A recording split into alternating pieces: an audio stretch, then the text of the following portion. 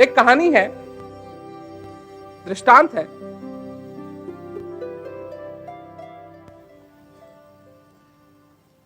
कि एक गरीब आदमी था, फटे पुराने कपड़े उसके, और एक दिन राजा ने उसको देख लिया और राजा ने उसको अपने दरबार में रख लिया, उसको नौकरी दे दी। और नौकरी दे दी तो वो धीरे धीरे मेहनत करते करते करते करते करते करते करते और राजा के यहां बहुत बड़ा मिनिस्टर बन गया। तो जब बड़ा मिनिस्टर बन गया तो सब लोगों को ईर्ष्या भी होने लगी उससे।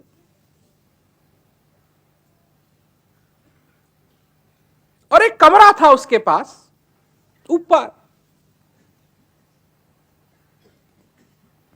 जहां वो सबसे ज्यादा समय बिताता था। और उस कमरे में और कुछ नहीं, एक संदूक रखा रहता था। तो जो उस आदमी से ईर्ष्या करने वाले लोग थे, उन्होंने देखा कि जाता है कमरे में और बहुत समय बिताता है कमरे में, और संदूक रखा हुआ है कमरे में। तो धीरे धीरे करके सब लोगों ने एक षड्यंत्र रचना शुरू किया और राजा तक गए और राजा से कंप्लेन की कि महाराज, ये आदमी ठीक नहीं है। ये एक तो अपने उस कमरे में जाता है और बहुत समय बिताता है, और उस कमरे में एक संदूक रखा हुआ है, पता नहीं क्या क्या उसने चोरी किया हुआ है उसमें। तो राजा को उस आदमी से प्रेम था, विश्वास था। जब राजा ने यह बात सुनी तो राजा को धक्का लगा।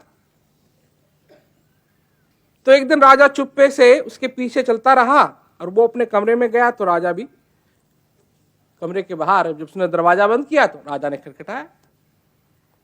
राजा ने सोचा कि अब ये क्या कहते हैं, रंगे हाथ फंसा है। तो आदमी ने दरवाजा खोला, राजा का स्वागत किया, आइए महाराज। राजा ने संदूक देखा तो राजा के मन में फिर जो बातें राजा ने सुनी हुई थी, कहा कि इसमें क्या रखा है? कहा महाराज, इसमें आपके काम की कोई चीज नहीं। क्या देखेंगे आप इसमें? तो राजा ने कहा नहीं। अब वो जैसे जैसे मना करते गया कि महाराज, इसमें जो रखा हुआ है वो आपके योग्य नहीं है, आपके देखने भी योग्य नहीं है। तो जैसे जैसे वो मना करते गया, उतना ही राजा के मन में और दुविधा होती रही और शंका होती रही कि नहीं, कुछ इसमें सोना वोना रखा हुआ है, सब मेरे महल से चोरी किया हुआ है। तब राजा ने कहा नहीं, ये मेरी आज्ञा है कि इसको खोल और मुझे दिखा, मुझे बता कि इसमें क्या रखा है तूने। तो जब उस आदमी ने खोला तो उसमें फटे पुराने सिर्फ एक ही जोड़ी कपड़ा वहां उस संदूक में रखा हुआ। तो राजा को धक्का लगा कि इसमें ये क्या है? कहा महाराज, जिस दिन आपने मेरे को मौका दिया उस दिन मैंने यही पहने हुए थे, यही मेरे फटे पुराने कपड़े थे, और आपकी कृपा के कारण, आपकी दया के कारण आपने जो मेरे को मौका दिया, आज मैं उस दरिद्र फकीर से, उस दरिद्र भिखारी से कितना बड़ा मंत्री बन गया हूं। आपने मेरे को कितनी जिम्मेदारी दी है,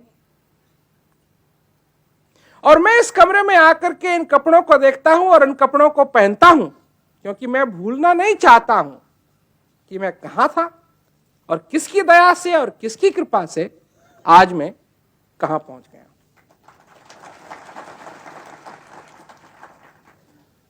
तो जब भी ये मैं उदाहरण सुनता हूं तो मुझको भी यही बात आती है याद कि गुरु महाराज जी की कितनी कृपा है,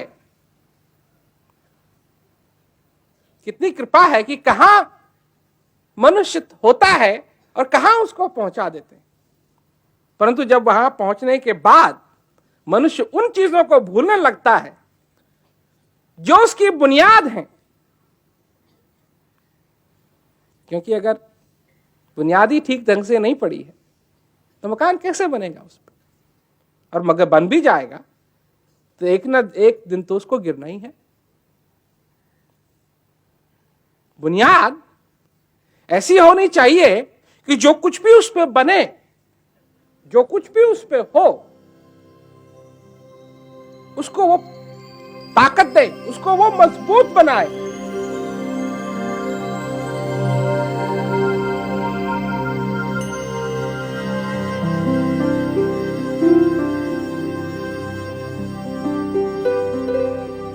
जो कुछ भी हम पाते हैं